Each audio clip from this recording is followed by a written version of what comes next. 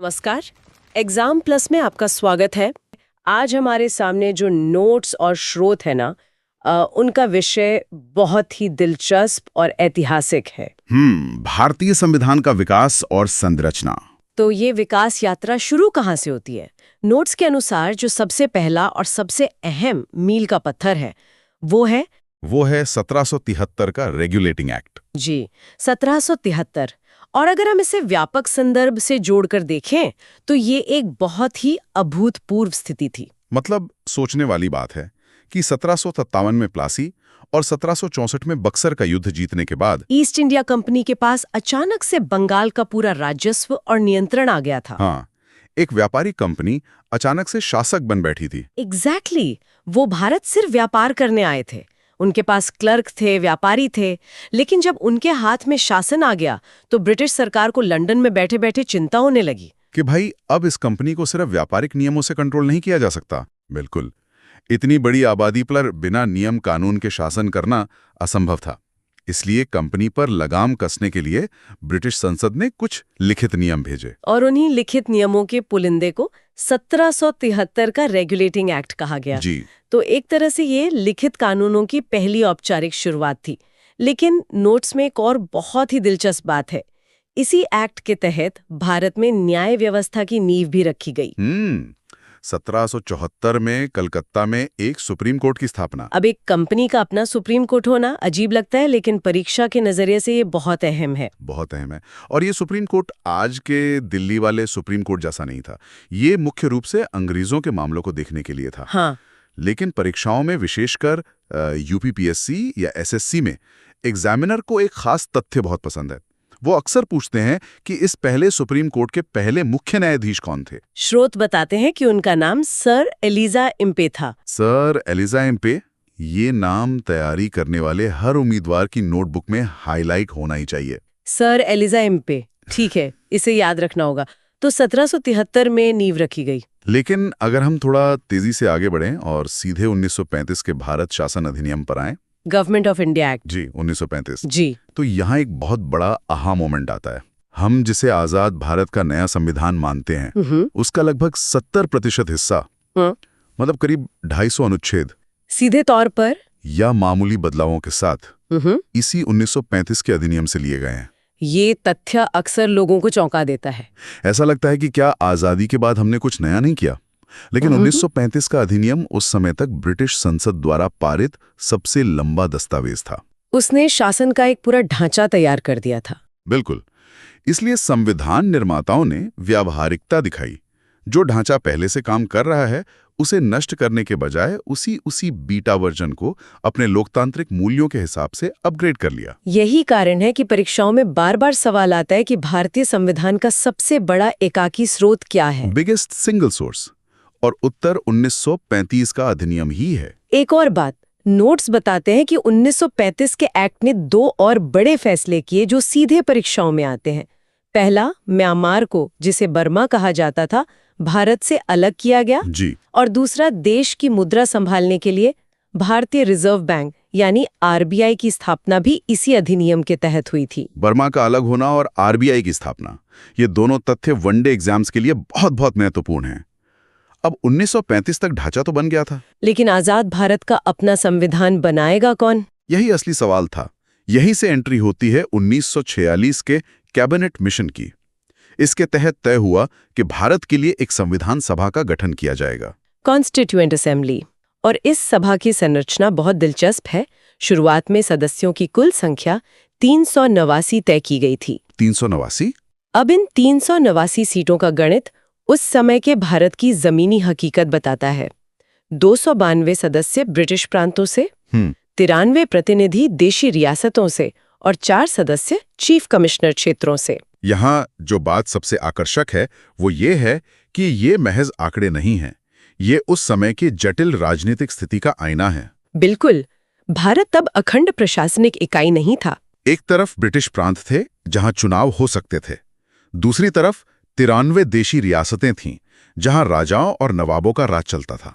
और chief commissioner क्षेत्र आज के केंद्र शासित प्रदेशों जैसे थे। तो इन बिल्कुल अलग विचारधारा वाले राजाओं और राजनेताओं को एक ही कमरे में बैठाकर पूरे देश के लिए कानून बनाने पर राजी करना, ये बहुत बड़ा कूटनीतिक चमत्कार था। वाकई 93 स्वतंत्र राजाओं को समझाना मामूली बात नहीं रही होगी। अब चलते हैं साल 1946 के दिसंबर महीने में। भारतीय इतिहास का सबसे तनावपूर्ण हफ्ता। हाँ, टाइमलाइन के अनुसार 9 दिसंबर 1946 को संविधान सभा की पहली ऐतिहासिक बैठक हुई। और ये पहली बैठक बहुत ही तनावपूर्ण माहौल में हुई थी, क्योंकि मुस्लिम लीग ने इसका पूरी तरह बहिष्कार कर दिया था। वो अलग पाकिस्तान की मांग पर रह रहे थे। सोचिए, देश का संविधान लिखने के लिए लोग इकट्ठा हुए हैं और एक बड़ा धड़ा कुर्सियां खाली छोड़कर बैठा है, लेकिन काम तो शुरू करना था। अध्यक्ष की जरूरत थी। इसलिए सभा के सबसे बुजुर्ग सदस्य डॉक्टर सच्चिदानंद सिन्हा को अस्थायी अध्यक्ष चुन लिया गया। Temporary president. लेकिन यहाँ एक सवाल है, अध्यक्ष चुनने के लिए चुनाव क्यों नहीं किया गया? डॉक्टर सिन्हा को ही क्यों चुना गया? ये परीक्षा के लिहाज से शानदार बिंदु है। दरअसल ये फ्रांसीसी परंपरा पर आधारित कदम था। French practice? जी, फ्रांस में ये प्रथा है कि जब तक स्थायी अध्यक्ष न चुना जाए, सदन के सबसे वरिष्ठ सदस्य को सम्मान देते हुए अध्यक्ष की कुर्सी दी जाती है। मतलब पहली बैठक में अंतर्राष्ट्रीय परंपराओं का पालन। टीचिंग एग्जाम्स में ये गहराई से पूछ लिया जाता है। बिल्कुल। इसके ठीक 2 दिन बाद 11 दिसंबर 1946 को दूसरी बैठक हुई। जी। इस दिन डॉक्टर राजेंद्र प्रसाद को स्थायी अध्यक्ष चुन लिया गया, परमानेंट प्रेसिडेंट। फिर आता है 13 दिसंबर 1946। इसी दिन पंडित जवाहरलाल नेहरू ने उद्देश्य प्रस्ताव पेश किया था, ऑब्जेक्टिव रेजोल्यूशन। और ये महज भाषण नहीं था। असल में इसी प्रस्ताव के साथ संविधान निर्माण का वास्तविक कार्य शुरू हुआ था। एक तरह का ब्लूप्रिंट। एग्जैक्टली। जैसे घर बनाने से पहले नक्शा बनाते हैं, वैसे ही नेहरू जी ने बताया कि हम कैसा भारत बनाना चाहते हैं। क्या वो लोकतांत्रिक होगा, अल्पसंख्यकों के क्या अधिकार होंगे, और यही उद्देश्य प्रस्ताव आगे चलकर हमारी प्रस्तावना यानी प्रियम्बल का आधार बना। इसलिए 13 दिसंबर की ये नींव अत्यंत महत्वपूर्ण है। तो 9 को पहली बैठक, 11 को स्थायी अध्यक्ष और 13 को ब्लूप्रिंट। अब असली काम शुरू होना था। लेकिन भारत जैसे विशाल देश का संविधान कोई एक छोटी टीम तो लिख नहीं सकती थी। तो काम बांटने के लिए कई समितियां बनाई गईं, कमिटीज। नोट्स में इन समितियों और अध्यक्षों के नाम हैं, और इन्हें विजुअलाइज करना एग्जाम के लिए बहुत जरूरी है। इन समितियों के बंटवारे को देखें तो हर नेता को उनकी विशेषज्ञता के अनुसार जिम्मेदारी दी गई थी। जैसे संचालन समिति और राष्ट्रध्वज समिति डॉक्टर राजेंद्र प्रसाद के पास थी, क्योंकि वो अध्यक्ष थे और सभा को संचालित करना उनका काम था। और प्रांतीय समिति का नेतृत्व सरदार वल्लभ भाई पटेल कर रहे थे, प्रोविंशियल कॉन्स्टिट्यूशन कमेटी। जी, और कारण स्पष्ट है, पूरे भारत को एक सूत्र में पिरोने और प्रांतीय एकीकरण में सरदार पटेल की जो महारत थी, उसी वजह से उन्हें ये समिति सौंपी गई। संघीय समिति यानी union constitution committee Pandit Jawaharlal Nehru के हाथों में थी, क्योंकि उनकी सोच मजबूत केंद्र बनाने की थी। लेकिन जिस समिति का नाम सबसे ज्यादा गूंजता है वो है प्रारूप समिति, ड्राफ्टिंग कमेटी। इसके अध्यक्ष डॉक्टर भीमराव अंबेडकर थे। इसका महत्व सबसे ज्यादा इसलिए है क्योंकि डॉक्टर अंबेडकर के नेतृत्व में 7 सदस्यों वाली समिति ने सबसे जटिल काम किया था, कानूनी पेचीदगियों को सुलझाना। हाँ, बाकी समितियां अपनी रिपोर्ट दे रही थी। प्रारूप समिति का काम था उन रिपोर्ट्स का अध्ययन करके एक अंतिम सुसंगत खाका तैयार करना। इसीलिए डॉक्टर अंबेडकर को भारतीय संविधान का प्रमुख वास्तुकार माना जाता है। बिल्कुल। तो काम व्यवस्थित चल रहा था, लेकिन फिर एक भूचाल आया जिसने संविधान सभा की संरचना ही बदल दी। विभाजन। 3 जून 1947 को माउंटबेटन योजना की घोषणा हुई। आधिकारिक तौर पर तय हो गया कि भारत और पाकिस्तान 2 अलग देश बनेंगे। और इस विभाजन का सीधा असर संविधान सभा के गणित पर पड़ा। जो सभा पूरे अखंड भारत के लिए बनी थी, अब उसे केवल स्वतंत्र भारत के लिए काम करना था। स्रोतों के अनुसार 31 अक्टूबर 1947 को पुनर्गठन हुआ, और जो सदस्य पाकिस्तान वाले हिस्से से थे वो अलग हो गए, जिससे सदस्यों की संख्या जो 389 थी वो घटकर केवल 299 रह गई। 299।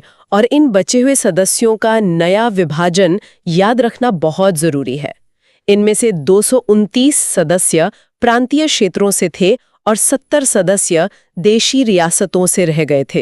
एग्जामिनर अक्सर इस आंकड़े पे फंसाते हैं। जी, अगर पूछें कैबिनेट मिशन के तहत कितने थे तो 389, लेकिन विभाजन के बाद कितने बचे तो 299। एकदम रटा होना चाहिए। अब बात करते हैं उन 2 तारीखों की जो बहुत कंफ्यूजन पैदा करती हैं, 26 नवंबर और 26 जनवरी।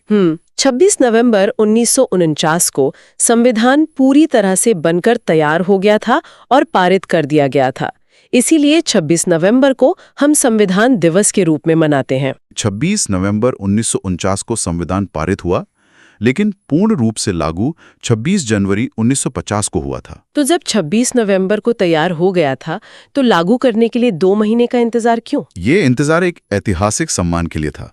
दिसंबर 1929 में कांग्रेस का लाहौर अधिवेशन हुआ था, जहां पूर्ण स्वराज्य की मांग की गई थी। हाँ, और तय हुआ था कि 26 जनवरी 1930 को पहला स्वाधीनता दिवस मनाएंगे। बिल्कुल, उसी ऐतिहासिक दिन की याद को जिंदा रखने के लिए तय किया गया कि संविधान 26 जनवरी 1950 को लागू होगा। और इसी दिन भारत एक पूर्ण गणतंत्र बना, रिपब्लिक। जी। अब आखिरी में कुछ क्विक फैक्ट्स पर नजर डालते हैं जो सीधे प्रश्न पत्र में छपे हुए मिलते हैं। समय को लेकर संविधान को बनने में कुल 2 वर्ष 11 महीने और 18 दिन लगे, और ड्राफ्ट पर कुल 114 दिन तक बहस हुई थी। 114 दिन की बहस। ये दिखाता है कि हर एक शब्द पर कितनी बारीकी से चर्चा हुई थी। हवा में कुछ नहीं लिखा गया। अगर मूल संविधान और वर्तमान संविधान की तुलना करें, ये भी हॉट टॉपिक है। 26 जनवरी 1950 को जो मूल संविधान लागू हुआ, उसमें 22 भाग, 395 अनुच्छेद और 8 अनुसूचियां थीं। और आज वर्तमान में अनुसूचियां 8 से बढ़कर 12 हो गई हैं। लेकिन एक बात जहां कैंडिडेट्स गलती करते हैं, भाग और अनुच्छेदों का जो क्रमांक है वो आज भी क्रमश 22 और 395 ही है। मतलब जो नए जुड़े हैं वो ABC करके जोड़े गए हैं, जैसे 21A। बिल्कुल, मूल क्रमांक आज भी 395 ही है। बहुत महत्वपूर्ण डिस्टिंक्शन है ये। नोट्स के आखिरी हिस्से में हमारे राष्ट्रीय प्रतीकों को अपनाने की तारीखें हैं। राष्ट्रीय ध्वज तिरंगे को 22 जुलाई 1947 को अपनाया गया, राष्ट्रगान को 24 जनवरी 1950 को और राष्ट्रगीत को 26 जनवरी 1950 को। अक्सर छात्र इन 3 तारीखों में उलझ जाते हैं। इन्हें याद रखने की एक ट्रिक है। वो क्या है? सोचिए, 15 अगस्त 1947 को देश आजाद होने वाला था। जश्न में सबसे पहले क्या चाहिए? एक झंडा। हाँ। इसलिए राष्ट्रध्वज को आजादी से कुछ दिन पहले 22 जुलाई को ही अपना लिया गया। बहुत बढ़िया। फिर राष्ट्रगान। संविधान सभा की अंतिम बैठक 24 जनवरी 1950 को हुई, तो उसी आखिरी बैठक में देश का सबसे महत्वपूर्ण गान फाइनल कर दिया गया। और राष्ट्रगीत को उसी दिन अपनाया गया जिस दिन देश पूरी तरह गणतंत्र बना, यानी 26 जनवरी को। इस तरह क्रम जोड़कर याद करने से रटने की जरूरत नहीं पड़ती। बहुत ही असरदार तरीका है। तो अगर हम आज की चर्चा का सार निकालें तो स्पष्ट होता है कि 1773 के एक्ट से शुरू हुआ सफर कई अधिनियमों, 1935 के ढांचे और कैबिनेट मिशन से होते हुए, विभाजन के दर्द और 114 दिनों की बहसों के बाद 1950 में दुनिया के सबसे शानदार संविधान के रूप में साकार हुआ। और इससे एक बहुत महत्वपूर्ण सवाल खड़ा होता है। सोचकर देखिए, आज के दौर में जब किसी एक छोटे से मुद्दे पर सहमति बनाना मुश्किल है, तो उस समय 299 अलग-अलग विचार और पृष्ठभूमि वाले सदस्यों ने 395 अनुच्छेदों पर एक साथ सहमति कैसे बनाई होगी? अपने व्यक्तिगत मतभेदों को किनारे रखकर। बिल्कुल, ये अपने आप में लोकतंत्र का एक बहुत बड़ा चमत्कार है, जिस पर आगे खुद से अध्ययन किया जाना चाहिए। वाकई ये सवाल हमें संविधान निर्माताओं के प्रति सम्मान से भर देता है। इसी भारतीय संविधान के स्रोत या कहें sources of the Indian constitution. जी, आज इस ऑडियो क्लास में एक बहुत ही रोचक तरीके से कुछ सुपर इजी ट्रिक्स के माध्यम से इन सभी स्रोतों को समझा जाएगा। वाह, ट्रिक्स के जरिए, मतलब ऐसा मानकर चलना है कि ये एक क्लासरूम है। बिल्कुल, एक ऐसा क्लासरूम जहां जटिल विषयों को बहुत ही सरल, व्यवहारिक और परीक्षा उन्मुख तरीके से डिकोड किया जा रहा है। जी, चलिए शुरू करते हैं। सबसे पहले उस देश से शुरुआत करते हैं जिसने भारत पर सबसे लंबे समय तक शासन किया, यानी ब्रिटेन। जी, ब्रिटेन। इसके लिए जो सुपर इजी ट्रिक तैयार की गई है वो है संसद में बैठकर एक विधि बनाई। संसद में बैठकर एक विधि बनाई? बहुत बढ़िया। हाँ, यहाँ 3 मुख्य शब्द है, संसद, एक और विधि। बिल्कुल।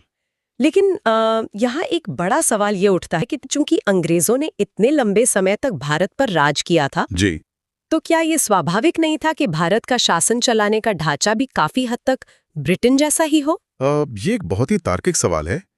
लंबे समय तक ब्रिटिश शासन के अधीन रहने के कारण भारतीय राजनेता और प्रशासन ब्रिटिश प्रणाली से पूरी तरह वाकिफ हो चुके थे। जी, उन्हें आदत हो गई थी। बिल्कुल।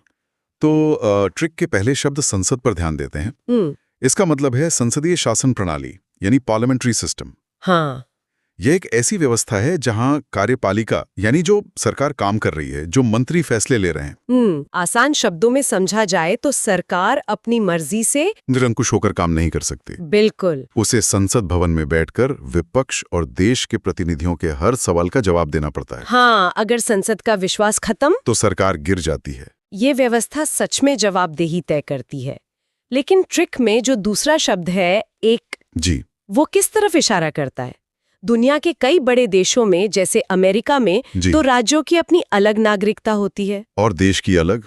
एकदम सही तुलना है। तो क्या ब्रिटेन से हमने कुछ अलग सीखा? देखिए, एक का अर्थ है एकल नागरिकता या सिंगल सिटीजनशिप, और यह ब्रिटेन से ही प्रेरित है। अच्छा। अमेरिका में दोहरी नागरिकता चलती है। हाँ। लेकिन भारत जैसे विशाल और विविध देश के लिए वह मॉडल खतरनाक हो सकता था। बिल्कुल हो सकता था। जब भारत आजाद हुआ तो यह कई रियासतों और अलग अलग पहचान वाले क्षेत्रों में बटा हुआ था। जी, भावना हो। बिल्कुल। इसलिए चाहे कोई कश्मीर का निवासी हो, तमिलनाडु का या फिर गुजरात का, उसकी केवल एक ही नागरिकता होती है, भारतीय। राज्यों की अपनी कोई अलग नागरिकता नहीं होती। ये तो वाकई एक मास्टर स्ट्रोक था। जी। देश को जोड़ने के लिए एक पहचान होना बहुत जरूरी है। अब ट्रिक के तीसरे शब्द विधि पर आते हैं। जी। इसका क्या अर्थ है और परीक्षाओं में ये कैसे पूछा जाता है? विधि का सीधा सा मतलब है विधि का शासन, यानी rule of law. Rule of law. जो भी उम्मीदवार यूपीपीएससी या एसएससी की तैयारी कर रहे हैं, उन्हें इस पॉइंट को अपनी नोटबुक में वेरी इंपॉर्टेंट मार्क कर लेना चाहिए। बिल्कुल, ये बहुत बार आता है। विधि के शासन का अर्थ ये है कि इस देश में कानून सर्वोपरि है। कोई भी व्यक्ति, चाहे वो देश का प्रधानमंत्री हो, कोई बहुत बड़ा उद्योगपति हो या कोई आम नागरिक, कानून की नजर में सब बराबर है। एकदम से। रेड लाइट जंप करने पर जो जुर्माना एक आम आदमी भरेगा, वही जुर्माना एक रसूखदार व्यक्ति को भी भरना होगा। जी। कोई भी कानून से ऊपर नहीं है। यानी ब्रिटेन से हमने 3 मजबूत स्तंभ लिए: संसदीय प्रणाली, एकल नागरिकता और विधि का शासन। जी। ट्रिक बहुत आसान है। संसद में बैठकर एक विधि बनाई। बिल्कुल। अब एक अलग नजरिए से सोचते हैं। ब्रिटेन से शासन का ढांचा तो मिल गया, लेकिन ब्रिटिश राज में भारतीयों के पास कोई खास मौलिक अधिकार नहीं थे। बिल्कुल नहीं थे। तो जब संविधान बन रहा था तो आम नागरिकों को ताकतवर बनाने और उन्हें अधिकार देने के लिए किस देश की तरफ देखा गया? इस सवाल का जवाब दुनिया के सबसे पुराने लिखित संविधान और सबसे शक्तिशाली देश के पास है। संयुक्त राज्य अमेरिका। जी, यूएसए। अमेरिका के लिए जो थीम है वो है सुपर पावर, यानी पावर और अधिकार। वाह! और इसके लिए हमारी ट्रिक भी काफी दमदार है। जी बताइए। सबसे ऊपर अधिकार है और जो अधिकारों को छीने उसे जज हटा देगा, चाहे वो राष्ट्रपति ही क्यों ना हो। बहुत ही प्रभावशाली लाइन है। हाँ, ये लाइन सुनने में ही बहुत शक्तिशाली लगती है। इस ट्रिक में अधिकार शब्द से तो साफ पता चल रहा है कि बात मूल अधिकार यानी फंडामेंटल राइट्स की हो रही है। बिल्कुल। अमेरिका के संविधान ने व्यक्ति की स्वतंत्रता पर बहुत जोर दिया है। औपनिवेशिक काल के दौरान भारतीयों ने बिना अधिकारों के जीने का दर्द सहा था। जी। इसलिए जब अपना संविधान बना तो नागरिकों के जीवन, विकास और सम्मान के लिए कुछ बुनियादी अधिकार तय किए गए, जो कि अमेरिका के बिल ऑफ राइट्स से प्रेरित हैं। बिल्कुल। लेकिन देखिए, सिर्फ अधिकार लिख देने से कुछ नहीं होता। उनकी रक्षा करने वाला भी तो कोई चाहिए। एकदम सही बात है। और यहीं पर ट्रिक का दूसरा हिस्सा काम आता है। जो अधिकारों को छीने उसे जज हटा देगा। जी। इसका तकनीकी मतलब क्या है? न्यायपालिका की इस शक्ति को परीक्षा के नजरिए से कैसे समझा जाए? यहाँ 2 बहुत ही महत्वपूर्ण और थोड़े जटिल कॉन्सेप्ट आते हैं। पहला है न्यायपालिका की स्वतंत्रता या इंडिपेंडेंस ऑफ जुडिशरी। हाँ। इसका मतलब है कि देश के न्यायालय, सरकार, मंत्रियों या संसद के किसी भी दबाव से पूरी तरह मुक्त हैं। जज बिना किसी डर के निष्पक्ष फैसले ले सकते हैं। बिल्कुल। और दूसरा है न्यायिक पुनरावलोकन या जुडिशियल रिव्यू। यूपीपी और यूपीपीएससी जैसी परीक्षाओं के लिए ये तो एक स्टार पॉइंट है। बिल्कुल स्टार पॉइंट है। तो न्यायिक पुनरावलोकन को अगर एक उदाहरण से समझाना हो तो वो कैसे काम करता है? आप मान लीजिए कि संसद कल कोई ऐसा कानून पास कर दे जो नागरिकों के बोलने की आजादी के मूल अधिकार को छीनता हो, फ्रीडम ऑफ स्पीच को छीनता हो। जी। ऐसे में सर्वोच्च न्यायालय उस कानून की समीक्षा कर सकता है, उसकी जांच कर सकता है, और अगर वो कानून संविधान के खिलाफ पाया जाता है तो कोर्ट उसे रद्द या शून्य घोषित कर सकता है। वाह, कोर्ट की इसी ताकत को न्यायिक पुनरावलोकन कहते हैं। ये सच में न्यायपालिका की बहुत बड़ी शक्ति है। जी। और ट्रिक के आखिरी हिस्से में राष्ट्रपति का भी जिक्र था, चाहे वो राष्ट्रपति ही क्यों ना हो। बिल्कुल। इसका मतलब है कि अगर कोई बहुत बड़े पद पर है तो भी उसे हटाया जा सकता है। एकदम सही। ये राष्ट्रपति पर महाभियोग या इम्पीचमेंट की प्रक्रिया है। अमेरिका से ही ये प्रावधान लिया गया है कि अगर देश का सर्वोच्च व्यक्ति यानी राष्ट्रपति भी संविधान का उल्लंघन करे तो उसे संसद में एक विशेष संवैधानिक प्रक्रिया के जरिए पद से हटाया जा सकता है। जी। सिर्फ राष्ट्रपति ही नहीं, बल्कि उच्चतम न्यायालय और उच्च न्यायालय के न्यायाधीशों को हटाने की प्रक्रिया भी अमेरिका से ही प्रेरित है। बहुत खूब। इसके अलावा देश का दूसरा सर्वोच्च पद यानी उपराष्ट्रपति और विधियों का समान संरक्षण, जिसे इक्वल प्रोटेक्शन ऑफ लॉज कहते हैं, जिसका मतलब है कि समान परिस्थितियों में कानून का व्यवहार भी समान होगा। बिल्कुल। ये सभी शक्तिशाली प्रावधान अमेरिका के संविधान की देन है। तो इसे इस तरह याद रखा जा सकता है कि जहां भी शक्ति, अधिकार और न्यायपालिका के वर्चस्व की बात आएगी वहां अमेरिका का नाम आएगा। बिल्कुल। ट्रिक याद रखनी है, सबसे ऊपर अधिकार है और जो अधिकारों को छीने उसे जज हटा देगा, चाहे वो राष्ट्रपति ही क्यों ना हो। जी। अब यहाँ से एक नई चुनौती की तरफ बढ़ते हैं। अमेरिका ने नागरिकों को अधिकार दे दिए, लेकिन भारत जैसे इतने बड़े और विविधताओं से भरे देश को टूटने से बचाने के लिए एक बहुत मजबूत केंद्र सरकार की भी तो जरूरत थी। बिल्कुल जरूरत थी। इसके लिए हमारे संविधान निर्माताओं ने किस देश का रुख किया? इस संतुलन को बनाने के लिए नजर गई कनाडा की ओर। कनाडा? जी। यहाँ की थीम है शक्तिशाली केंद्र। और इसकी ट्रिक बहुत ही मजेदार और कानों में गूंजने वाली है। हाँ, ट्रिक है, कनाडा का नाम सुनते ही कण कण यानी कण कण याद रखें। शक्ति का कण कण केंद्र में है। बहुत ही आसान ट्रिक है। जब भी परीक्षा में शक्तिशाली केंद्र की बात आए, सीधा जवाब कनाडा लगाना है। बिल्कुल। लेकिन भारत का असल स्वरूप कैसा है? क्या राज्य ज्यादा शक्तिशाली हैं या केंद्र? देखिए, भारत में संघात्मक शासन व्यवस्था यानी फेडरल सिस्टम है, लेकिन इसका झुकाव केंद्र की तरफ है। अच्छा। इसका मतलब है कि शक्तियों का बंटवारा तो किया गया है, राज्यों के पास अपनी सरकारें हैं, केंद्र के पास अपनी। जी। लेकिन हमारा केंद्र राज्यों की तुलना में कहीं अधिक मजबूत है। ये जरूरी भी था ना? बिल्कुल। राष्ट्रीय एकता और अखंडता को बनाए रखने के लिए और संकट के समय पूरे देश को एक साथ लेकर चलने के लिए केंद्र का मजबूत होना बहुत जरूरी था, जो कनाडा के मॉडल से मिल खाता है। बिल्कुल सही। इस व्यवस्था में एक शब्द बार बार परीक्षाओं में पूछा जाता है, अवशिष्ट शक्तियां या रेजिड्यूअरी पावर्स। जी, ये क्या होता है और ये केंद्र के पास कैसे जाती है? ये बहुत ही शानदार बिंदु है। संविधान में अलग अलग सूचियां बनाई गई हैं। हाँ? जैसे संघ सूची, जिस पर केंद्र कानून बनाता है, राज्य सूची, जिस पर राज्य कानून बनाते हैं, और समवर्ती सूची, जिस पर दोनों बना सकते हैं। जी। लेकिन जरा सोचिए, जब 1950 में संविधान बना था, अब इंटरनेट, साइबर क्राइम या आर्टिफिशियल इंटेलिजेंस जैसी चीजें तो नहीं थी। बिल्कुल नहीं थी। अगर भविष्य में कोई ऐसा नया विषय सामने आ जाए जो किसी भी सूची में नहीं है, तो उस पर कानून कौन बनाएगा? अच्छा, तो उन्हीं को जी, इन्हीं बची खुची शक्तियों को अवशिष्ट शक्तियां कहते हैं। समझ गए। और कनाडा के मॉडल का पालन करते हुए भारत में ये अवशिष्ट शक्तियां सीधे तौर पर शक्तिशाली केंद्र सरकार के पास चली जाती हैं। ये तो बहुत ही तार्किक बात है। और क्या राज्यपाल का पद भी इसी शक्तिशाली केंद्र की रणनीति का हिस्सा है? बिल्कुल। केंद्र द्वारा राज्यपाल की नियुक्ति का प्रावधान भी कनाडा से ही लिया गया है। हर राज्य में एक राज्यपाल होता है, जो राज्य का प्रमुख होने के साथ साथ केंद्र सरकार के एक प्रतिनिधि के रूप में भी काम करता है। हाँ। यह सुनिश्चित करता है कि राज्य सरकारें संविधान के दायरे में रहकर काम करें। तो ये भी केंद्र की शक्ति को राज्यों पर बनाए रखने का एक अहम तरीका है। एकदम सही। बेहतरीन। कण कण में शक्ति और वो शक्ति केंद्र के पास, यानी कनाडा। जी। अब तक हमने देखा कि सरकार कैसे बनेगी, नागरिक के अधिकार क्या होंगे और केंद्र कितना मजबूत होगा। बिल्कुल। लेकिन सरकार का लक्ष्य क्या होना चाहिए, उसे काम किस दिशा में करना चाहिए? इसके लिए चलते हैं आयरलैंड की तरफ। आयरलैंड? जी। यहाँ की थीम है नीति और चुनाव। ट्रिक बस एक छोटी सी लाइन है, आयरलैंड की नीति बड़ी अच्छी है।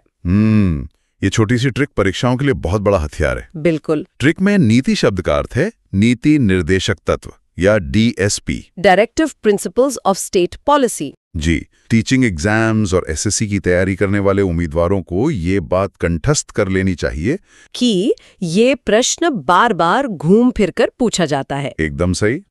तो ये नीति निर्देशक तत्व असल में होते क्या हैं?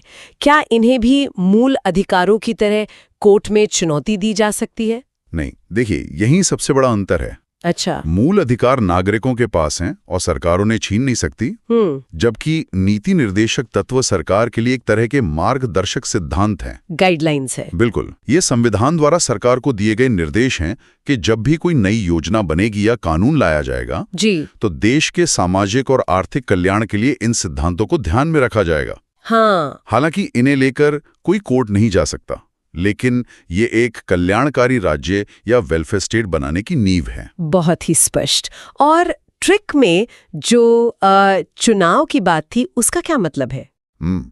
चुनाव से तात्पर्य राष्ट्रपति के निर्वाचन प्रक्रिया से है।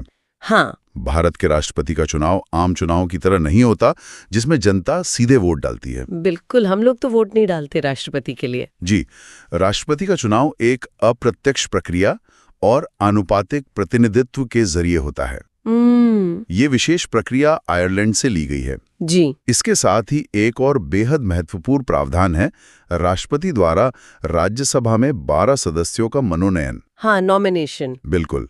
राज्यसभा में ऐसे 12 लोगों को राष्ट्रपति खुद चुनते हैं जिन्होंने साहित्य, कला, विज्ञान और समाज सेवा के क्षेत्र में बेहतरीन काम किया हो। जैसे किसी खिलाड़ी या कलाकार को? जी, महान खिलाड़ियों, वैज्ञानिकों या कलाकारों को राज्यसभा भेजा जाता है ताकि उनके अनुभव का देश को लाभ मिले। बहुत बढ़िया। ये बेहतरीन सोच आयरलैंड की ही देन है। बहुत खूब। अच्छी नीति यानी डीएसपी, राष्ट्रपति का चुनाव और 12 टैलेंटेड लोगों का मनोनयन, सब आयरलैंड से आया। एकदम सही। अब एक और पहलू पर बात करते हैं। देश हमेशा शांति के दौर से तो नहीं गुजरता। बिल्कुल नहीं। कभी युद्ध हो सकता है, कभी कोई बहुत बड़ा आर्थिक या आंतरिक संकट आ सकता है। जी। तो ऐसे मुश्किल समय से निपटने के लिए क्या तैयारी की गई? इसके लिए 2 देशों का जिक्र आता है, जर्मनी और सोवियत संघ, जिसे अब हम रूस कहते हैं। हाँ, इनकी थीम है संकट और दोस्ती। पहले जर्मनी की बात करते हैं। जी। ट्रिक है, जब आपातकाल या इमरजेंसी लगता है तो लोगों की मनी जम जाती है। मनी जम यानी जर्मनी। मनी जम जाती है, ये याद रखने का बहुत ही रचनात्मक और विजुअल तरीका है। जी। जर्मनी के वाइमर संविधान से हमने आपातकाल के दौरान मूल अधिकारों के निलंबन का प्रावधान लिया है। लेकिन संकट के समय अधिकारों को छीनने या निलंबन करने की क्या जरूरत पड़ जाती है? तो उस समय देश की सुरक्षा सर्वोपरि हो जाती है। बिल्कुल। ऐसे समय में अगर हर नागरिक अपने व्यक्तिगत अधिकारों को लेकर कोर्ट जाने लगेगा तो सरकार देश कैसे बचाएगी? हाँ, ये भी सोचने वाली बात है। इसलिए आपातकाल के दौरान राष्ट्रपति के पास ये विशेष शक्ति आ जाती है कि वे नागरिकों के कुछ मूल अधिकारों को अस्थायी रूप से निलंबित कर सकें, सस्पेंड कर सकें। जी, ये कड़ा लेकिन जरूरी नियम जर्मनी से लिया गया है। संकट की बात हो गई, अब दोस्ती पर आते हैं। रूस के लिए जो ट्रिक है वो है, रूस सच्चा दोस्त है और दोस्ती निभाना हमारा कर्तव्य है। जी। यहाँ कर्तव्य शब्द बहुत स्पष्ट रूप से कुछ कह रहा है। जी हाँ, यहाँ बात हो रही है मूल कर्तव्य यानी फंडामेंटल ड्यूटीज की। हाँ, ये एक बहुत बड़ा हाँ मोमेंट है छात्रों के लिए। अच्छा। जी, अगर इसे संविधान के विकास के क्रम में देखा जाए तो ये जानकर हैरानी होती है कि 1950 में जब हमारा संविधान लागू हुआ था तब उसमें मूल कर्तव्यों का कोई जिक्र ही नहीं था। ये सच में एक बहुत ही रोचक और चौंकाने वाला तथ्य है। तो फिर ये आए कहाँ से? देखिए, मूल संविधान में सिर्फ अधिकारों की बात थी। हाँ। लेकिन बाद में 1970 के दशक के दौरान ये गहराई से महसूस किया गया कि अगर नागरिकों को इतने सारे अधिकार दिए गए हैं जी, तो देश के प्रति उनकी कुछ जिम्मेदारियां, कुछ कर्तव्य भी तो होने चाहिए। बिल्कुल, अधिकार और कर्तव्य एक ही सिक्के के 2 पहलू हैं। एकदम सही। तब जाकर तत्कालीन सोवियत संघ के संविधान से प्रेरित होकर मूल कर्तव्यों को भारतीय संविधान में जोड़ा गया। जैसे राष्ट्रगान का सम्मान करना। जी, सार्वजनिक संपत्ति की सुरक्षा करना, पर्यावरण को बचाना। यानी अधिकार अमेरिका से लिए गए और कर्तव्य रूस से। बहुत ही शानदार तुलना है। जी। अब हम अपने आखिरी खंड की ओर बढ़ते हैं, जिसमें दक्षिण अफ्रीका, जापान और फ्रांस शामिल हैं। इसकी थीम है बदलाव, कानून और क्रांति। बिल्कुल। शुरुआत दक्षिण अफ्रीका से करते हैं। ट्रिक है, मैच में अफ्रीका के खिलाड़ियों को आउट करना मुश्किल है, इसलिए गेम के नियम संशोधन करने पड़ते हैं। जहां कीवर्ड संशोधन है, जी, ये एक बहुत ही व्यवहारिक बात है। कोई भी कानून की किताब पत्थर की लकीर नहीं हो सकती। बिल्कुल नहीं। 1950 में जो परिस्थितियां थीं, वे आज तो वैसी नहीं हैं। जी, समाज और तकनीक बदल गए हैं। बिल्कुल, समय के साथ सब बदलता है, इसलिए संविधान में भी बदलाव की गुंजाइश होनी चाहिए। दक्षिण अफ्रीका से संविधान संशोधन प्रणाली यानी कॉन्स्टिट्यूशनल अमेंडमेंट ली गई है। हाँ। विशेष रूप से अनुच्छेद 368 का जिक्र करना यहाँ बहुत जरूरी है। जी। जिसके तहत संसद संविधान के विभिन्न हिस्सों में समय समय पर जरूरी बदलाव कर सकती है ताकि संविधान प्रासंगिक बना रहे। ये तो बात हो गई बदलाव की, लेकिन जो स्रोत सामग्री हमारे पास है उसमें एक और बहुत ही कंफ्यूज करने वाला शब्द है। कौन सा? विधि द्वारा स्थापित प्रक्रिया या प्रोसीजर एस्टैब्लिश्ड बाय लॉ। अक्सर छात्र इसमें और ब्रिटेन के विधि के शासन में उलझ जाते हैं और कभी-कभी इसे भी दक्षिण अफ्रीका से जोड़ देते हैं। हाँ। असल में इसकी कहानी क्या है?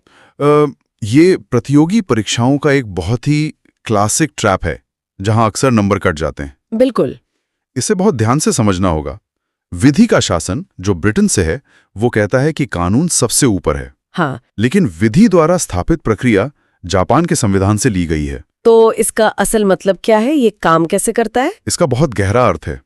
अनुच्छेद 21 के संदर्भ में इसे देखा जाता है।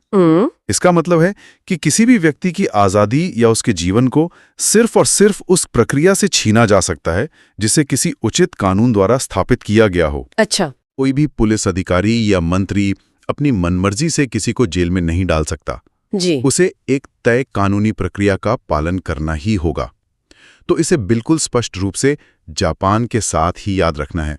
बहुत ही शानदार तरीके से अंतर स्पष्ट हो गया। अब बात करते हैं हमारे आखिरी देश की, फ्रांस। जी। यहाँ ट्रिक बहुत ही आसान है। फ्रांस बराबर फ्रीडम और भाईचारा। जब भी दुनिया के इतिहास में फ्रांस का नाम आता है तो फ्रांसीसी क्रांति की याद सबसे पहले आती है। French revolution. बिल्कुल। इस क्रांति का नारा ही था स्वतंत्रता, समानता और बंधुता। Liberty, equality, fraternity. एकदम सही। हमारी प्रस्तावना में जो ये तीनों ऊंचे आदर्श दिखाई देते हैं वे फ्रांस से ही प्रेरित हैं। जी। इसके अलावा एक और बहुत बड़ी चीज फ्रांस से ली गई है और वो है गणतंत्र प्रणाली या रिपब्लिक। ब्रिटेन में संसदीय प्रणाली है, लेकिन वहाँ आज भी राजा या रानी होते हैं। हाँ। तो क्या गणतंत्र का मतलब यह है कि देश का मुखिया कोई वंशानुगत राजा नहीं होगा? एकदम सटीक विश्लेषण है। गणतंत्र उस राजनीतिक व्यवस्था को कहते हैं जहां देश का प्रमुख व्यक्ति किसी राजघराने से नहीं आता। जी। बल्कि जनता द्वारा चुना जाता है, चाहे प्रत्यक्ष हो या अप्रत्यक्ष रूप से। बिल्कुल। भारत का राष्ट्रपति एक चुना हुआ प्रतिनिधि होता है, राजा का बेटा नहीं। हाँ। ये एक सच्चे लोकतंत्र की पहचान है जो हमने फ्रांस से अपनाई है। ये सच में एक अद्भुत और ज्ञानवर्धक सफर रहा। बिल्कुल। इतने सारे देशों की संवैधानिक यात्रा हमने कर ली, और वो भी बिना किसी थकावट के। जी हाँ। चलिए, अब परीक्षाओं में बैठने वाले सभी उम्मीदवारों के फायदे के लिए 1 मिनट में सभी ट्रिक्स का एक बुलेट ट्रेन रिवीजन करते हैं। बिल्कुल, सभी ध्यान से सुने। पहला है ब्रिटेन। ट्रिक थी संसद का राज। संसद में बैठकर एक विधि बनाई, यानी संसदीय प्रणाली, एकल नागरिकता और विधि का शासन। एकदम सही। अमेरिका, पावर और हक, यानी अधिकार, जज हटा देगा, यानी मूल अधिकार, राष्ट्रपति और जजों को हटाना, और स्वतंत्र न्यायपालिका। जी। कनाडा, कण कण में शक्ति, यानी शक्तिशाली केंद्र, अवशिष्ट शक्तियां और राज्यपाल की नियुक्ति। बिल्कुल। आयरलैंड, अच्छी नीति, नीति निर्देशक तत्व यानी डीपीएसपी, राष्ट्रपति का चुनाव और राज्यसभा में 12 सदस्यों का मनोनयन। जी। जर्मनी, मनी जम गई, यानी आपातकाल के दौरान अधिकारों का निलंबन। हाँ। रूस, सच्चा दोस्त, सच्ची ड्यूटी, यानी मूल कर्तव्य। एकदम सही। दक्षिण अफ्रीका, नियम बदलना, यानी संविधान संशोधन प्रणाली। जी। जापान, कानून की प्रक्रिया, यानी विधि द्वारा स्थापित प्रक्रिया। बिल्कुल। और अंत में फ्रांस, फ्रीडम और भाईचारा, यानी गणतंत्र प्रणाली, स्वतंत्रता, समानता और बंधुता। बहुत ही शानदार और ऊर्जावान रिवीजन। धन्यवाद। इस तरह ट्रिक्स और कंसेप्ट को जोड़कर याद करने पर परीक्षा हॉल में कंफ्यूजन की कोई गुंजाइश ही नहीं बचती। बिल्कुल नहीं बचती। ये उम्मीद है कि आज की ये गहन चर्चा और ये सभी ट्रिक्स प्रतियोगी परीक्षाओं की तैयारी कर रहे हर उम्मीदवार के लिए बहुत मददगार साबित होंगी। आज की इस गहन चर्चा में हम भारतीय संविधान के सबसे अहम हिस्से मूल अधिकार या जिन्हें हम फंडामेंटल राइट्स कहते हैं, उनका एक बहुत ही विस्तृत विश्लेषण करने वाले हैं। तो शुरू करते हैं।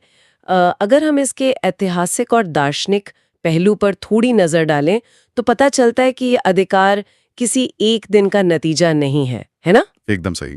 असल में संविधान के निर्माता अमेरिकी संविधान के बिल ऑफ राइट्स से बहुत गहराई से प्रभावित थे और संविधान के भाग 3 को तो भारत का मैग्ना कार्टा भी कहा जाता है। मैग्ना कार्टा मतलब वही जो 1215 में? हाँ, वही 1215 में ब्रिटेन में जारी हुआ वो ऐतिहासिक दस्तावेज जिसने पहली बार किसी राजा की मनमानी और निरंकुश शक्तियों पर लगाम लगाई थी। भारत के संदर्भ में इसका महत्व इसलिए सबसे ज्यादा है क्योंकि हमारे मूल अधिकार न्यायोचित हैं, जिसे अंग्रेजी में जस्टिसेबल कहते हैं। बिल्कुल। इसका सीधा सा मतलब ये है कि ये राज्य की मनमानी के खिलाफ एक कानूनी गारंटी है। अगर राज्य इन अधिकारों का हनन करता है तो सीधे कोर्ट का दरवाजा खटखटाया जा सकता है। अब अगर हम इन अधिकारों की संरचना को देखें तो कुल 6 मुख्य अधिकार हैं। इन्हें एक क्रम में याद रखने के लिए हमारे मेमोनिक गाइड ने एक मास्टर ट्रिक दी है। ओ, वो मास्टर ट्रिक सच में बहुत दिलचस्प है। हाँ, मैं यहाँ बताना चाहूंगी। एक छोटा सा वाक्य है, ध्यान दीजिएगा। सम और स्वा शोध करने निकले संस्कृति के उपचार के लिए। इस एक लाइन में पूरा ढांचा छिपा हुआ है। चलिए इसे थोड़ा खोलकर समझाते हैं। जरूर। सम से समानता का अधिकार, स्वा से स्वतंत्रता का अधिकार, शो से शोषण के विरुद्ध अधिकार, ध से धार्मिक स्वतंत्रता का अधिकार, संस्कृति से संस्कृति और शिक्षा संबंधी अधिकार, और आखिर में उपचार से संवैधानिक उपचारों का अधिकार। ये क्रम अपने आप में बहुत तार्किक लगता है क्योंकि बिना समानता के स्वतंत्रता का तो कोई अर्थ ही नहीं रह जाता। एकदम सही पकड़ा आपने। और इसीलिए समानता का अधिकार जो अनुच्छेद 14 से 18 तक दिया गया है वो सबसे पहले आता है। ये किसी भी लोकतंत्र की सबसे पहली शर्त है। इस समानता को थोड़ा गहराई से समझना बहुत जरूरी है एग्जाम्स के नजरिए से। चलिए इसे समझते हैं। अनुच्छेद 14 से शुरुआत करते हैं। जब हम अनुच्छेद 14 की बात करते हैं तो इसमें 2 अलग-अलग अवधारणाएं या कॉन्सेप्ट छुपे हुए हैं। पहला है विधि के समक्ष समानता यानी इक्वालिटी बिफोर लॉ। ये एक ब्रिटिश कॉन्सेप्ट है। इसका सीधा मतलब है कि कानून की नजरों में सब बराबर हैं, कोई भी व्यक्ति कानून से ऊपर नहीं है। ये असल में एक नकारात्मक अवधारणा है क्योंकि ये विशेषाधिकारों पर रोक लगाती है। और दूसरा कॉन्सेप्ट कौन सा है? दूसरा है विधियों का समान संरक्षण यानी इक्वल प्रोटेक्शन ऑफ लॉज। ये अमेरिकी संविधान से लिया गया है। ये एक सकारात्मक विचार है। इसका अर्थ है कि समान परिस्थितियों में रहने वाले लोगों के साथ समान व्यवहार होना चाहिए, और यही वो सिद्धांत है जो कमजोर वर्गों के लिए विशेष कानून या आरक्षण बनाने की अनुमति देता है। इस गहराई को समझे बिना तो समानता का सिद्धांत पूरी तरह से अधूरा ही लगता। अब इस पूरे खंड यानी अनुच्छेद 14 से 18 को याद रखने के लिए भी हमारे स्रोत में एक बहुत ही मजेदार कहानी दी गई है। हाँ, वो जाति और नौकरी वाली ट्रिक। हाँ, ट्रिक कुछ इस तरह है। विधि ने जाति से कहा, सबको नौकरी दो और छुआछूत की उपाधि छोड़ो। अगर इसको हम डिकोड करें तो विधि अनुच्छेद 14 हो गया, जिसकी चर्चा भी हमने की, कानून की बराबरी। सही। उसके बाद जाति अनुच्छेद 15 को दर्शाता है, जिसका मतलब है धर्म, मूलवंश, जाति, लिंग या जन्म स्थान के आधार पर राज्य कोई भेदभाव नहीं करेगा। फिर आता है नौकरी, जो अनुच्छेद 16 है, यानी सरकारी नौकरियों में अवसर की समानता। बिल्कुल। फिर छुआछूत अनुच्छेद 17 है, जो अस्पृश्यता या अनटचेबिलिटी का अंत करता है।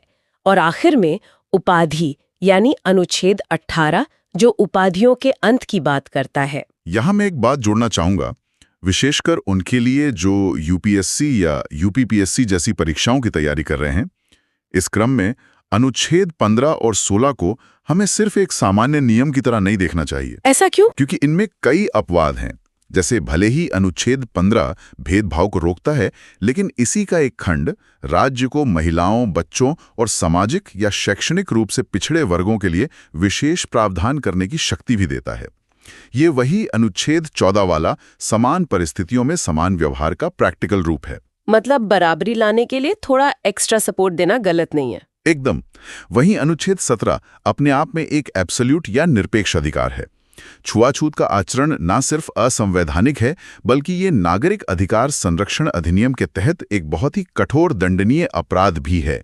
इसे किसी भी हालत में सही नहीं ठहराया जा सकता। लेकिन एक जगह थोड़ी उलझन पैदा होती है अनुच्छेद 18 को लेकर। कैसी उलझन? देखिए, अनुच्छेद 18 कहता है कि राज्य कोई उपाधि या टाइटल नहीं देगा, जैसे पहले महाराजा या राय बहादुर होते थे। लेकिन हमारी भारत सरकार तो हर साल भारत रत्न, पद्म विभूषण और पद्मश्री जैसे सम्मान बांटती है। तो क्या ये सम्मान अनुच्छेद 18 का उल्लंघन नहीं है? ये एक बहुत ही शानदार सवाल है और कानूनी बहसों में अक्सर उठता है। इसका समाधान सुप्रीम कोर्ट ने बालाजी राघवन केस में बहुत ही सफाई से किया था। अच्छा, उस केस में क्या तय हुआ था? कोर्ट ने यह स्पष्ट किया कि उपाधि यानी टाइटल और पुरस्कार यानी अवार्ड में एक बहुत बड़ा वैचारिक अंतर है। अनुच्छेद 18 उन उपाधियों को रोकता है जो जन्म या वंश के आधार पर मिलती थी, जो समाज में गैर बराबरी दिखाती थी। हाँ, जो बिना मेहनत के मिल जाती थी। सही कहा। लेकिन भारत रत्न या पद्म पुरस्कार किसी व्यक्ति की असाधारण योग्यता, कला, विज्ञान या समाज सेवा में उसके योगदान को मान्यता देने के लिए दिए जाते हैं। लोकतंत्र में प्रतिभा का सम्मान तो होना ही चाहिए। बस शर्त यह है कि जिसे ये पुरस्कार मिलता है वो अपने नाम के आगे या पीछे इसे एक टाइटल की तरह इस्तेमाल नहीं कर सकता। ये स्पष्टता सच में बहुत जरूरी थी। अब देखिए, समानता तो मिल गई, लेकिन अगर किसी को अपनी बात कहने की आजादी ही ना हो तो ऐसी समानता का समाज में फायदा क्या है? यहाँ बात सच में दिलचस्प हो जाती है। शायद इसीलिए संविधान निर्माताओं ने समानता के तुरंत बाद स्वतंत्रता का अधिकार रखा, जो अनुच्छेद 19 से 22 तक फैला हुआ है। और अनुच्छेद 19 तो अपने आप में एक पूरा विश्व है, क्योंकि इसमें 6 तरह की स्वतंत्रताएं शामिल हैं। हाँ, और मेमोनिक गाइड में इसे याद रखने के लिए एक आजाद परिंदे का रूपक दिया गया है, जो मुझे बहुत पसंद आया है। मैं बताती हूँ। एक परिंदा सबसे पहले बोलना सीखता है। ये है 19A, यानी वाक और अभिव्यक्ति की स्वतंत्रता। और हाँ, इसमें प्रेस की आज़ादी भी शामिल होती है। बिल्कुल। बोलने के बाद वो अपने जैसों के साथ शांतिपूर्ण सभा करता है। ये है 19B। सभा के बाद वो एक संघ या समिति बनाते हैं। ये है 19C। संघ बनने के बाद वो परिंदा पूरे देश में बिना किसी रोक टोक के घूमने निकल पड़ता है। ये है 19D। घूमते हुए जहां उसे जगह अच्छी लगती है वो वहां निवास करने लगता है या बस जाता है। ये 19E हो गया। और अंत में अपना जीवन चलाने के लिए वो कोई भी व्यापार या पेशा चुन लेता है, जो कि 19G है। ये ट्रिक इस क्रम को याद रखने के लिए सच में बेहतरीन है।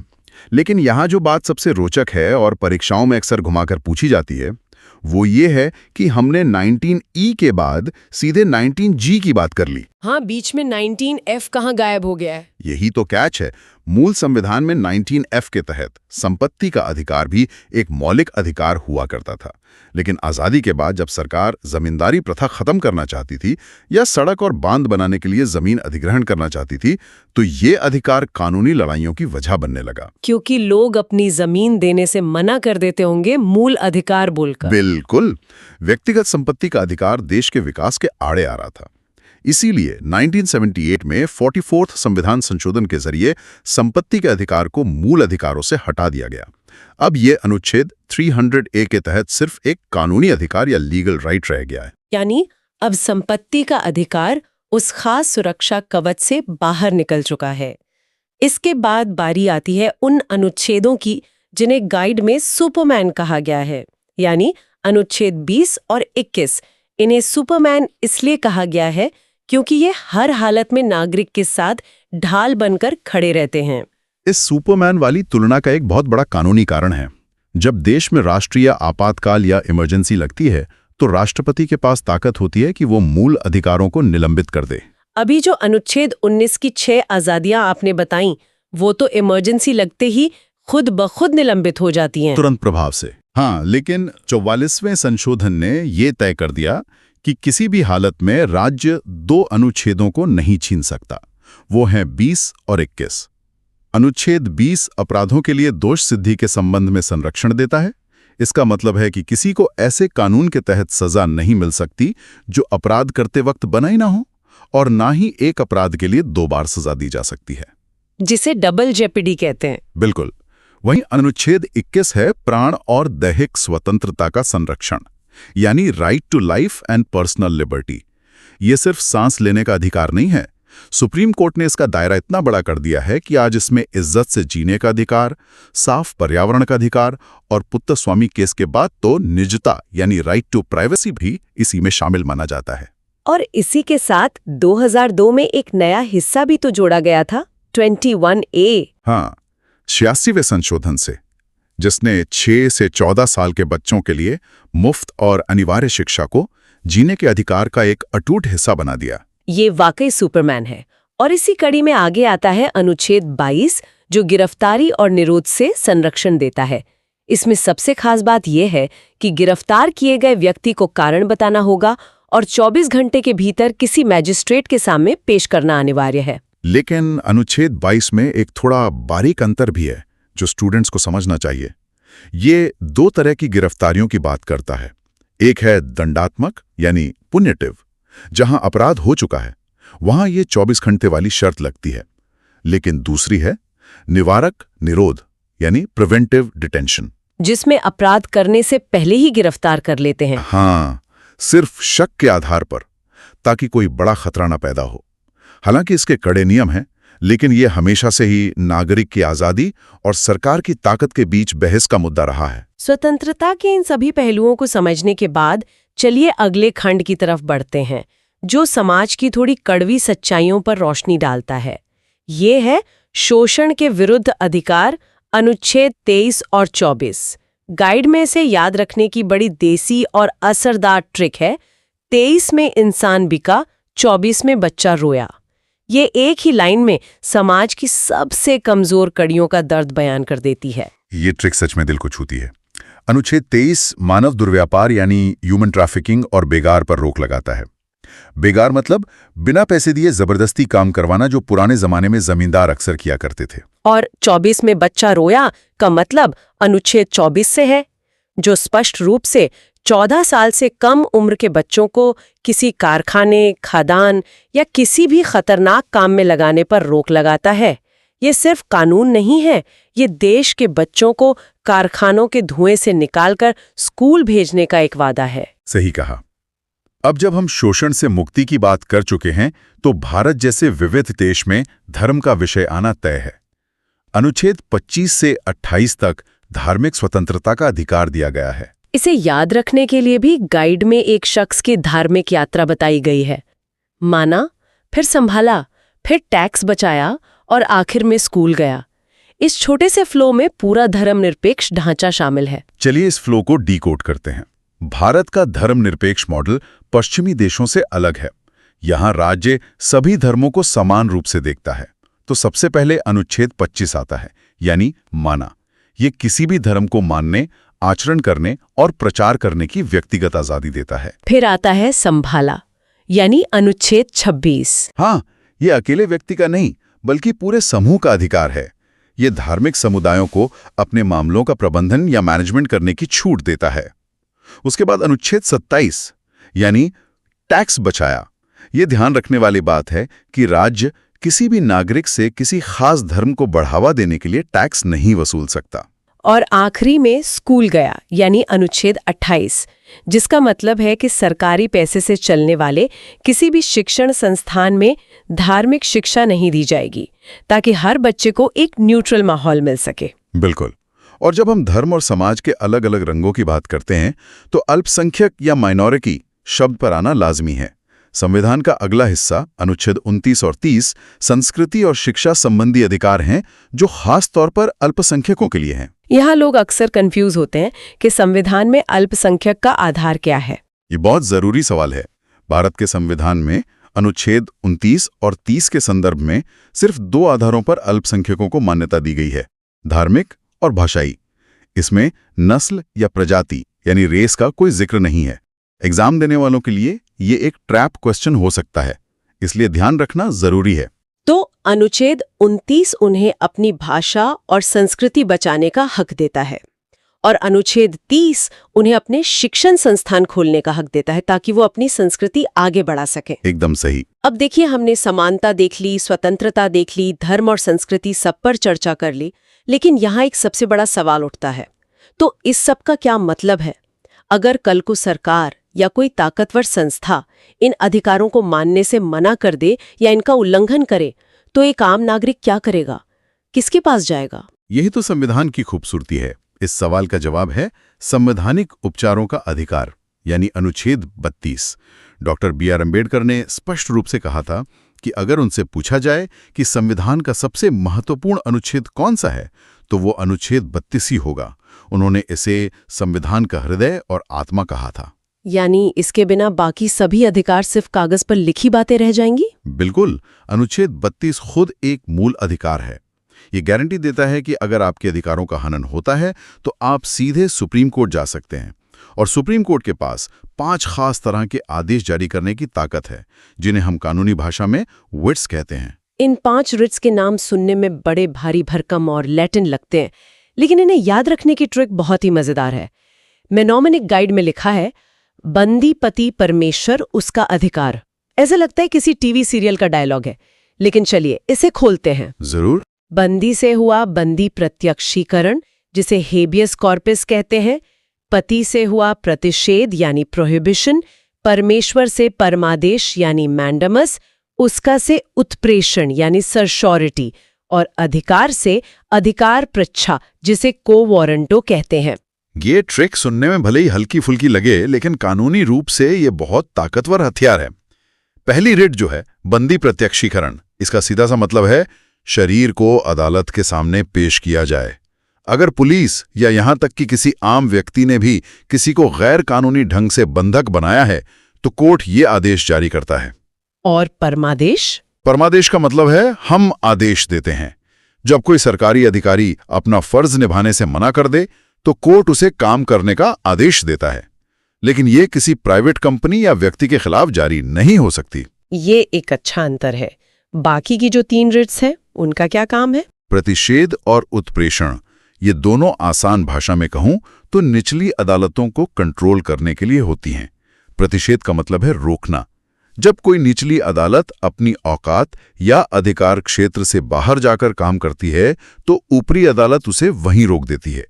ये बीमारी होने से पहले का इलाज है। और उत्प्रेषण बीमारी होने के बाद का इलाज है। सही पकड़ा। अगर निचली अदालत फैसला सुना चुकी है और उसमें नियम टूटे हैं, तो ऊपरी अदालत उस फैसले को रद्द यानी क्वॉश करने के लिए उत्प्रेषण रिट जारी करती है। और आखिरी है अधिकार पृच्छा। इसका मतलब है किस हैसियत से। अगर कोई व्यक्ति किसी सरकारी कुर्सी पर गैर कानूनी ढंग से बैठ जाए, तो कोर्ट उससे पूछता है कि भाई आप किस अधिकार से यहां बैठे हैं। समझ गई। तो आज के इस विश्लेषण से ये बात पूरी तरह साफ हो जाती है कि संविधान की किताब में लिखे ये अधिकार सिर्फ शब्द नहीं है, ये हमारी जिंदगी का एक संचालित हिस्सा है। अनुच्छेद 14 की समानता से लेकर अनुच्छेद 21 की इज्जतदार जिंदगी और अनुच्छेद 32 के प्रोटेक्टिव शील्ड तक, ये सब मिलकर एक नागरिक को ताकतवर बनाते हैं। और हाँ, इन आसान ट्रिक से इसे समझना सच में बहुत आसान हो गया। बिल्कुल। इन अधिकारों के प्रति जागरूकता ही एक बेहतर समाज का निर्माण करती है। आज का ये विस्तृत विश्लेषण यहीं समाप्त होता है। उम्मीद है मूल अधिकारों का ये सफर सभी सुनने वालों के लिए लाभदायक रहा होगा। नए विषयों की तह तक हम आगे भी जाएंगे। तब तक के लिए सिखाते रहिए और जागरूक बने रहिए। जय हिंद।